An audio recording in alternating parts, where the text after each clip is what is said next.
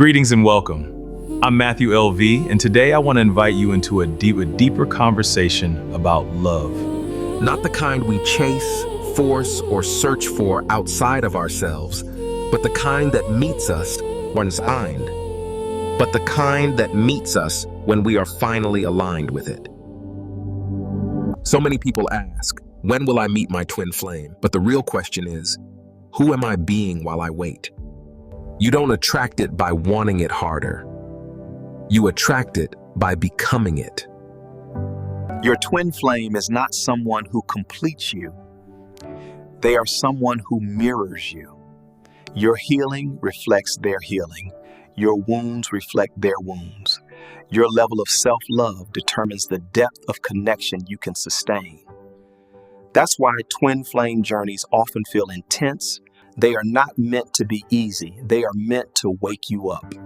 In this video, The Frequency of Love, we'll talk about why timing matters, why separation can be sacred, and why it always comes.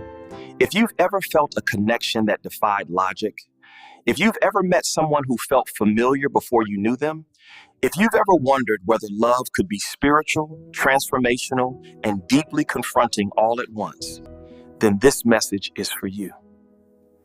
Because twin flame love doesn't arrive to save you. It arrives when you've already chosen yourself. As you watch, I invite you to listen not just with your mind. Love is not something you find. It's something you tune into. So take a breath, ground yourself, and let's begin exploring the frequency of love. I used to think love was something I had to chase, prove I deserved. Every time I got close. That's not love, Maya. That's fear asking to be chosen. I didn't realize I was broadcasting it. The anxiety, the shrinking. I wasn't open. I was bracing for impact. When I met you, there was no chaos, no games, just peace. That's why I stayed. Because I stopped chasing? Because you became safe with yourself. I'm not here to complete you. You're here to meet me. That shift is magnetic. Many people treat love as something to earn, chase, or prove themselves worthy of. Welcome, I am Matthew LV. I am about to go out, but before I do, I want to talk to you about becoming the vibration of love. One thing people don't understand is all about us being in alignment. I would like you to watch this video with Marcus and Oliver and how they found each other.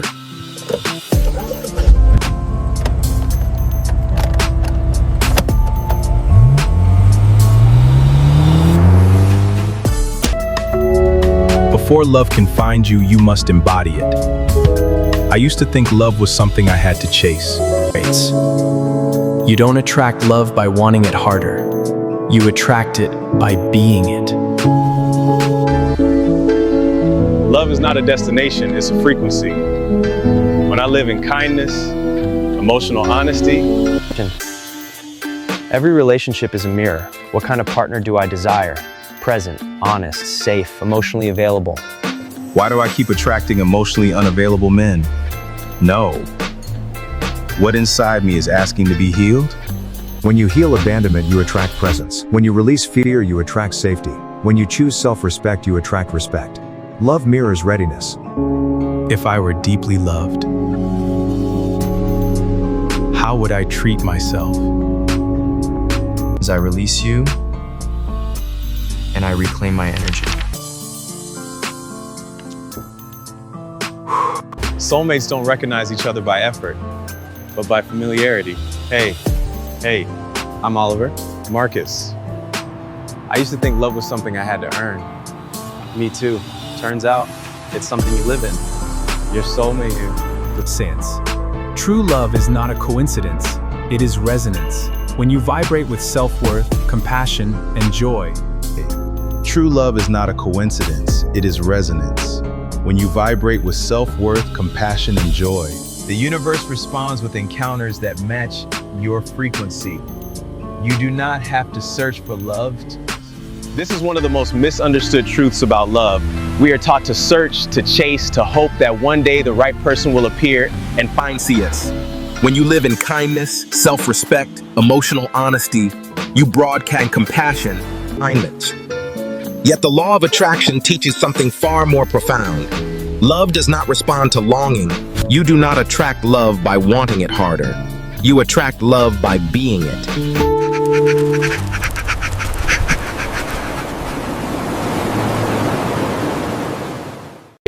You cannot welcome new love while carrying old heartbreak or resentment. In this chapter, we will explore why You will learn how to release the past and practice forgiveness toward yourself and others, creating emotional speed. And this chapter is about releasing the past. Now let's watch Marcus and Maya's relationship overcome this. Like, share, and subscribe, and don't forget to select the yellow bell. I am Matthew LV. See you after the video. You've been quiet all evening. I didn't want to say the wrong thing. Or the real thing? Every time things start to feel Every time things start to feel close, I freeze. And I hate that you notice. I notice because I feel it. That's the problem. I'm still carrying things. Because I thought not talking meant I'd moved on. But you didn't. No. I just learned how to keep it quiet. That's not this moment. That's not this moment for me. I'm from fear. Not from fear. The feeling that if I open up, I know. From truth. Never let myself feel it. You don't have to carry that here. I want to let it go. I just don't know how. I release the pain I carried. I release the need for it to have ended differently. can I ask you something? Anything. Why do you stay so calm, even when I pull back? Because I've done my own work. So you forgave them? I forgave myself first. I don't know if I've forgiven yet. Forgiveness isn't approval. It's release. Release feels terrifying. I'm ready to love without dragging yesterday into today. I release the past with compassion. Terrifying. Then say this with me. Say what? I release the past with compassion. I release the past with compassion. I release the past with compassion. I release the past with compassion. Because he is free. My heart is healed, whole, and free. My heart is healed and free. But now we meet each other where we actually are. You see how releasing the past will make your relationship healthier. Now I need to go catch my plane to Dominica. See you in my next video.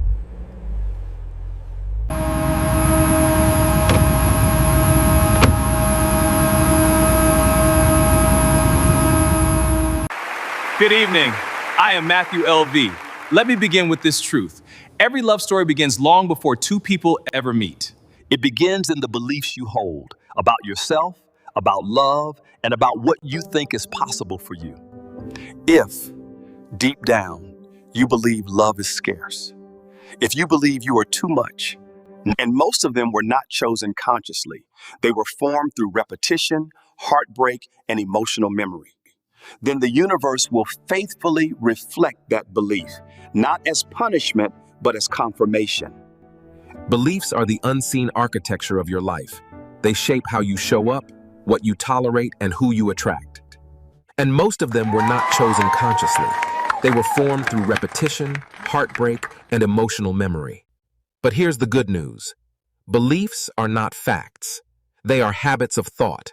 And anything learned, tonight, I invite you to bring your beliefs into the light. Not with judgment, but with honesty. Truly. But let's take a breath together for a moment. This isn't about hype. It's about truth. When you believe love requires struggle, you attract struggle. When you believe love is inconsistent, you brace for loss. Even in safe arms. But when your inner story becomes love is mutual, nourishing, and secure, your energy changes. Your standards change, and what you attract changes. Remember, don't go through things, grow through things. That is the law of attraction. This is not about alignment. The root, when you begin treating yourself as someone worthy of devotion through boundaries, self-respect, and compassion. So tonight, I leave you with this reminder. You are not broken. You are not behind. And when your beliefs align with love, love has no choice but to find you.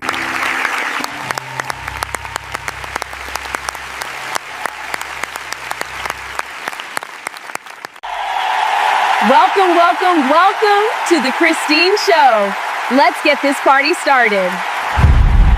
Welcome back to the Christine Show. Today, I'm joined by Matthew L.V. Hey, Christine. Thanks for having me on your show. I was so pleased when my PA said you invited me. Matthew is known for his unique insight, honest conversations, and a refreshing way of looking at the world. You open this chapter by saying that self-worth is at the heart of every love story. Why do you believe self-worth matters more than luck in love? Self-worth matters more than luck in love because the energy you carry determines the love you attract. According to the law of attraction, like attracts like. So when you truly value yourself, appreciate your qualities, and believe you deserve a loving, healthy relationship, you naturally emit a vibration that draws a partner who resonates adjacent with that energy. What role does subconscious belief play in repeatedly attracting the same unhealthy relationship patterns? Subconscious beliefs act like a magnet. Whatever you believe about love at a deep level is what you attract. Change the belief, and the energy shifts, opening the door to a healthier kind of love. If you secretly believe love comes with pain, abandonment, or struggle, you'll keep drawing the same unhealthy patterns. Change the belief, and the energy shifts, opening the door to a healthier kind of love. Why do you think familiarity, rather than desire, is what the universe responds to most strongly? Well, Christine, the universe responds most strongly to familiarity because it matches what feels normal to your energy, not what you simply want. When healthy love becomes familiar within you, the universe reflects it back. If chaos, inconsistency, or emotional distance feels familiar, that's what you'll keep attracting. You describe confidence as calm, steady, and rooted. Why is this kind of confidence more magnetic than loud or attention-seeking energy? Calm, rooted confidence comes from inner alignment, not the need for validation, and the universe responds to that stability. Simply attention-seeking energy often signals lack, while grounded confidence. Confidence signals self-trust and abundance. What's steady and authentic is far more magnetic than. When you learn to receive love, you open yourself to a deeper connection. How does being vulnerable change the love you attract? When you learn to receive, you shift from a mindset of lack to one of worthiness, telling the universe you expect balanced love. This opens the door to relationships rooted in mutual care, not overgiving or emotional imbalance. Why are boundaries such a powerful energetic signal to the universe? Boundaries are the language of self-respect, clearly signaling how you deserve to be treated. When you honor your limits, you attract relationships that align with that same level of respect and clarity. You say self-worth is a practice, not a concept. What are some small, everyday ways that people unknowingly abandon their worth?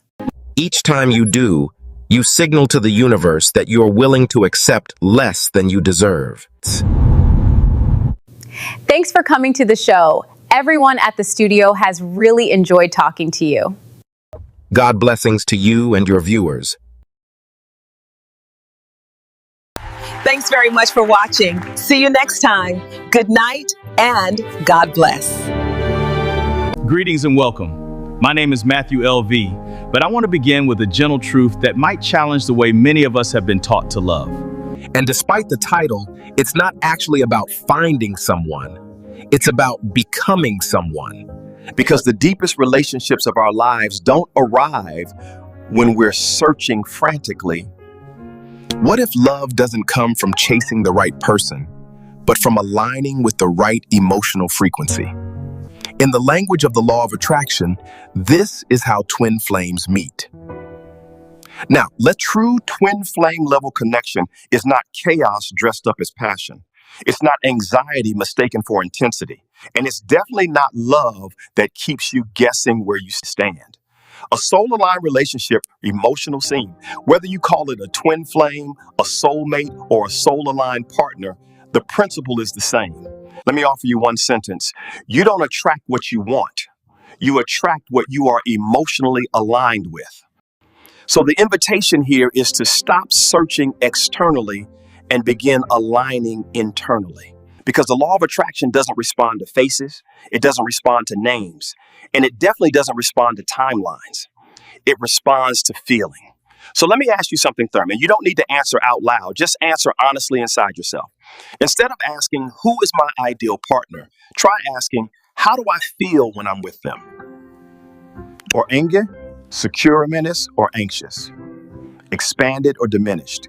Because a soul-aligned relationship feels safe, not chaotic, energizing, not draining, deep, not confusing. So right now, I want to guide you through a short visualization. If you feel comfortable, gently place both feet on the floor. You don't have to close your eyes, Ew, but if you can. Imagine this, your breath slows, your shoulders soften, your body settles. You're living an ordinary day, nothing dramatic, nothing performative, but you feel grounded, confident, at peace with yourself. Your heart is open, but not needy. And then Klee, without force, without drama, clue, a presence enters naturally. That feeling here, that wholeness peers, that is the frequency. And alignment deepens when embodiment replaces desire. So remember this, because it changes everything. A true soul-aligned twin flame level, and it never costs you your sense of self. When you choose wholeness, you choose power. The love you're waiting for isn't something you chase. It's something you meet when is. Welcome back. Today, we're talking about finding love. Gabby, thank you for being here. Thank you for having me. Honestly, it feels good just to say it out loud. You've said before that you've tried everything. Dating apps, being set up, working on yourself. What's been the hardest part? Watching other people find love so easily while I keep asking, why not me? It makes you feel like you're doing something wrong or that the universe forgot you. That feeling of being left behind can be heavy. When you're lonely, that doesn't really help. I want certainty. That makes sense. But love doesn't always work like that, does it? No, and that's the hardest lesson. I've been gripping love so tightly. That's powerful. Sometimes the universe responds not to effort, but to trust. I think letting go of the timeline, letting go of the idea that love has to arrive in a specific form. Beautiful. I'm still open to love, but I'm no longer desperate for it. Exactly. When we trust the universe, we move from chasing to receiving. Yes. If someone watching right now feels the same way you did, What would you say to them? I'd say you're not broken. You're not broken. Love isn't something you fail at. That's a message so many need to hear. Gabby, thank you for your honesty. And to everyone watching, stay open, stay patient, and trust that love is already on its way. God bless and good night. Good night and God bless. Attraction is often misunderstood as a quiet act. Sit still. Think positive. Attraction is not passive. Attraction moves. It responds to motion infused with meaning. But if our feet never move, if our lives remain unchanged, then love has nowhere to land. Inspired action is the bridge between desire and destiny. We can think about love endlessly. We can script the soulmate. Affirm the connection. Imagine the laughter, the safety, the warmth. If our feet never move, if our choices stay rooted in fear, if our lives remain unchanged, then love has nowhere to land. Because attraction isn't a wish whispered into the dark. inspired action isn't force. It's not chasing. It's not exhausting effort or anxious proving. It's the gentle nudge that says, go there. The quiet pull that whispers, send the message. Inspired action doesn't always make logical sense. The heart speaks a language the mind doesn't always understand. You might feel drawn to attend something for no obvious reason. Those moments, They're not random. They're guidance. Your intuition isn't guessing. It's remembering. Every soulmate action that aligns you with who you're becoming. sometimes the action is outward, a step taken that aligns you with who you're becoming. Sometimes the action is outward, a step taken.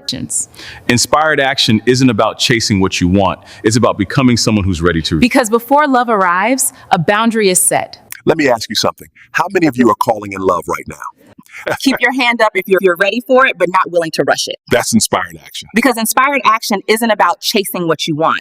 It's about becoming someone who's ready to receive it. Yeah. Before love arrives, a boundary is set. A belief is released. A pattern ends. So ask yourself, are you willing to live as the person who is ready for this love? The universe can't deliver a relationship your current life has no room for. So inspired action clears space. Who here knows they've had to make space, emotionally, mentally, or energetically? Inspired action teaches us to act from wholeness, not toward To choose from trust, not fear. To follow resonance, not urgency. And this is where people stumble. They mistake anxiety for intuition. They confuse impatience with alignment. If it feels rushed, tight, or desperate, that's not intuition. It's not intuition. Inspired action never feels desperate. It feels calm, even when it's bold. Grounded, even when it's brave. Right, even when it's unfamiliar. Yeah. When you follow inspired action, you're not trying to find your soulmate. Like, you're allowing your paths to converge naturally. Yeah, because love isn't hunted. Because love isn't it's met. Met at the crossroads in authenticity. Met at the crossroads of courage and authenticity. Met when you stop rehearsing the future. And start living truthfully in the present. Met when your actions reflect your worth. Your openness. Rest, your readiness. Yeah. The heart doesn't shout. It doesn't rush. It guides. It guides. And when you listen, you send a powerful signal to the universe. Say it with us. I trust life. I trust life. Say it with us. I trust life. I trust love. I trust love. I trust myself. I trust myself. I trust myself. Inspired action is faith in motion. And when faith moves, love follows. Not late. Not early. And when faith moves, love follows. Not late. Not early. But right on time. Thank you, good night, and God bless. Before you leave tonight, we want to ask you for one thing. Just one breath. And one moment of honesty with yourself that from me here meant. Before you leave tonight, we want to ask you for one thing. Just one breath. And one moment of honesty with yourself. Place a hand on your heart. Feel that? That's not urgency. That's not fear. Tonight, you don't need answers. You don't need certainty. You don't need to force what comes next. All you need is trust. If you're willing to trust your timing, give us a nod. If you're willing to stop chasing and start allowing, take a deeper breath.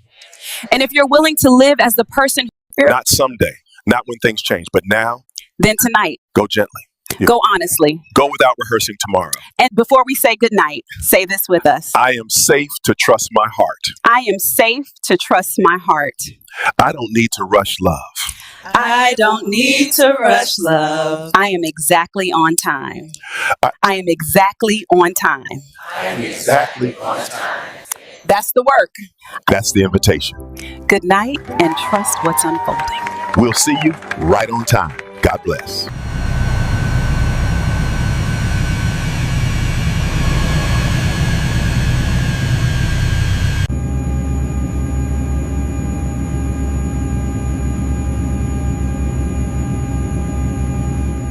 Thank you for the flight, especially this late, smooth all the way down. No problem at all. Glad to have you on board. Welcome in. Couldn't have asked for better. Appreciate it.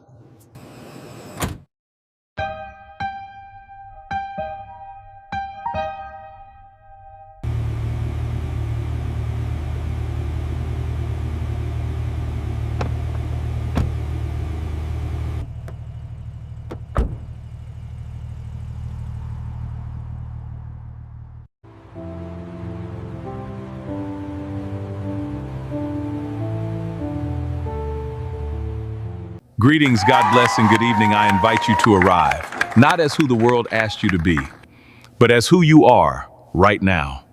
Because if you are here tonight, something within you already knows. For many of us, love was imagined as an explosion, fireworks, intensity, a storm you could not escape. We were taught that love must shake us, that it must hurt a little, that longing is proof and chaos is chemistry. But soul-aligned love, twin flame love, does not arrive as destruction. It arrives as recognition, quiet, steady, almost unnoticed at first. And that is why we doubt it. When aligned love appears, the mind becomes restless. Why don't I feel restless? Why? And the most dangerous question of all, is this really love? Or am I imagining it? No, you are not imagining it. You are experiencing love without trauma attached. Many of us learn to associate love with emotional extremes, but soul-aligned love does not destabilize you. It does not intoxicate you. It anchors you. It does not confuse you. It clarifies you. Peace is not boredom. Stability is not stagnation. Ease is not the absence of passion. Ease is the presence of truth. There is a difference between attraction and energetic recognition. Attraction looks outward. It says, complete me. But energetic recognition that lives in the body, in the nervous system, in the soul. It feels like remembering someone you have never met, like your spirit whispering, there you are. With soul-aligned love, you do not perform. You do not audition. You do not shrink. And in that permission, you feel seen, not for who you could become, but for who you already are. But intuition does not shout. It does not argue. It does not beg. It does not argue. It does not beg. It knows. And if someone's presence brings calm instead of chaos, clarity instead of confusion, safety instead of self-abandonment, do not sabotage alignment because suffering once felt familiar. When aligned love arrives, your work changes. You are no longer here to manifest. You are here to receive. And receiving, for many of us, is the hardest lesson of all. Receiving means releasing old armor, old identities, old survival strategies. It means allowing yourself to be chosen without proving your worth, loved without earning rest, loved without earning rest, held without bracing for pain. It means trusting that love does not need to hurt to be real. The universe does not bring soul-aligned love to test you. It brings it to meet you, not to break you, not to confuse you, not to teach you another lesson through loss, but to reflect back the wholeness you cultivated when you finally chose yourself. So do not run. You are not losing passion. You are releasing fear. You are releasing fear. And that is how you recognize love that aligns. That is how you recognize love that aligns. God bless and good night. That's what we're up before and Joan. God bless and good night. I love you all very much. Thank you very much. Great.